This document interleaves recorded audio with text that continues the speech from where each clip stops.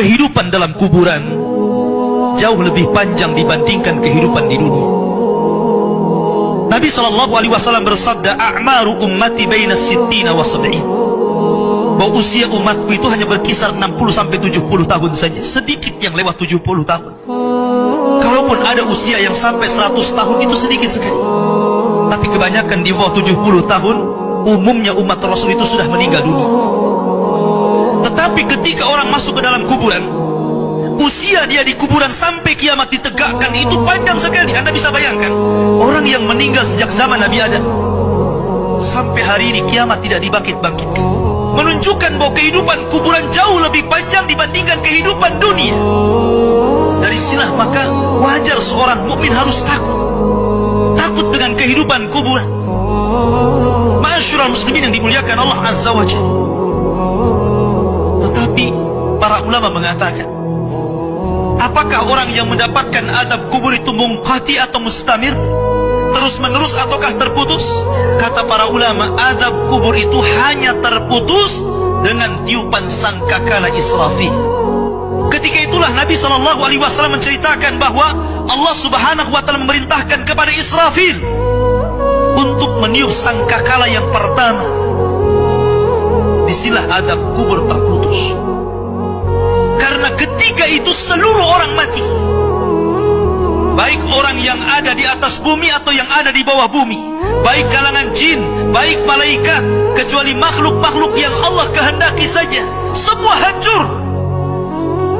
Dan Abu Hurairah radhiyallahu anhu menceritakan kehancuran bumi setelah tiupan sangkakala itu adalah 40. Bisa 40 hari, bisa 40 bulan, bisa 40 tahun. Yang jelas Allah hancurkan bumi ini. Allah luapkan lautan ke daratan. Allah jatuhkan bintang.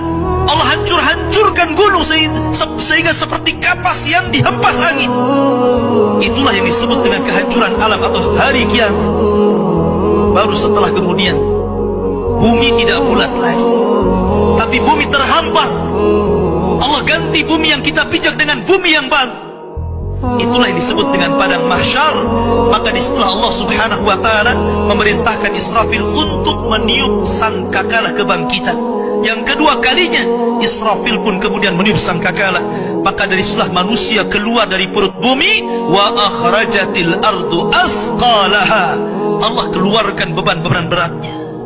Disitulah orang-orang yang beriman, ketika mereka muncul dari kuburan, maka mereka akan berkumpul dengan keluarganya. Allah mengatakan, alladzina amanu wattaba'athum dzurriyyatuhum biimanin alhaqna bihim dzurriyyatuhum. Orang-orang yang beriman, kemudian keimanan diikuti oleh keluarganya, oleh istrinya, oleh suaminya, oleh bapaknya, oleh anak-anaknya, oleh cucu-cucunya. Maka ketika mereka dibangkitkan dari kuburan, mereka langsung berkumpul menjadi satu keluarga. Dan itu sebuah ketenangan. Tapi orang-orang di luar daripada beriman, mereka keluar dari perut bumi seperti dua binatang. Pertama Allah contohkan dengan laron yang berterbangan. Anda bisa melihat laron apabila terbang di atas lampu atau di sekitar lampu. Lihat bagaimana cara terbangnya. Mereka akan saling tubruk dengan kawan-kawannya. Karena pada hari itu anak lari dari orang tuanya, suami lari dari istrinya, orang tua lari dari anaknya. Terkadang mereka bertubruk satu dengan yang lainnya. Yang kedua seperti belalang kal jaradil muntashir. Pertama seperti laron dulu, lari sana lari sini, yang dari barat ke timur, yang dari timur ke barat, yang dari selatan ke utara, yang dari utara ke selatan. Mereka kacau sehingga mereka mengatakan, ya wailana man ba'atsana min marqadina. Celaka, siapa yang membangunkan aku dari tidurku? Tapi orang-orang yang beriman hanya mengatakan, hadza ma wa'adar rahman wa sadaqal mursalin. Inilah janji Allah kepada kalian dan benarlah ucapan para rasul. Baru setelah itu dari padang mahsyar berteriak seorang yang Allah suruh untuk berteriak.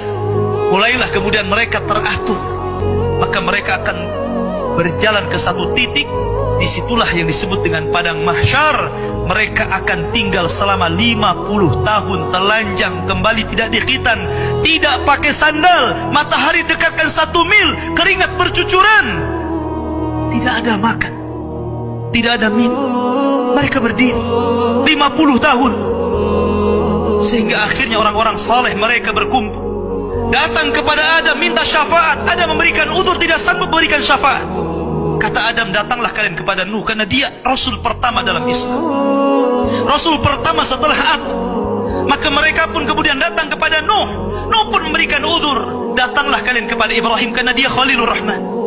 Maka mereka datang kepada Ibrahim. Kata Ibrahim, aku tidak sanggup berikan syafaat, datanglah kalian kepada Musa, karena dia Kalimur Rahman. Ketika mereka datang kepada Musa, kata Musa, datanglah kepada Isa. Isa pun memberikan udzur, tidak bisa.